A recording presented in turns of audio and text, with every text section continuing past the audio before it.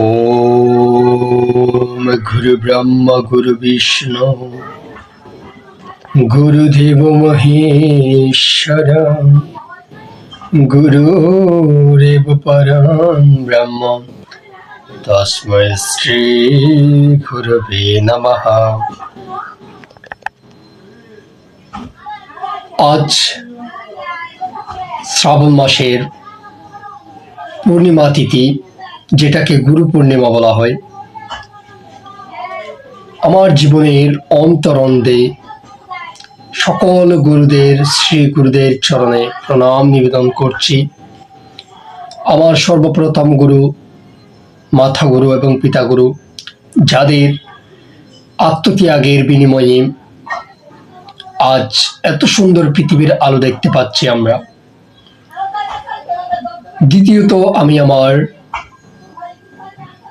দীক্ষাগুরু শ্রীমৎ স্বামী জ্যোতিষানন্দপুরী মহারাজকে, যিনি আমার পথপ্রদর্শক জীবনের, আমি তাকে সহস্র প্রণাম নিবেদন করছি। এবং আমার জীবনে চলার পথে যে সকল শিক্ষাগুরু আমাকে একটি অক্ষরও শিক্ষার জ্ঞানটুকু দিয়েছেন, সেই সকল শিক্ষাগুরুদের আমি প্রণাম নিবেদন করছি। গুরু হচ্ছে এমন একটি জিনিস,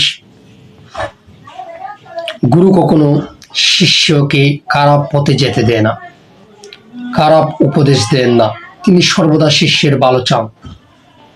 এই জন্য আমাদের সনাতন ধর্মে দীক্ষার একটি বিধান দেওয়া হয়েছে, অর্থাৎ জন্মের পর আমরা তখনকার দিনে গুরুকুলে চলে যেত আমাদের সন্তানরা গুরুদেবের কাছে শিক্ষা গ্রহণ করার জন্য 12 বছর যাবৎ। এটাকে শিক্ষাগুরু বলা হয়।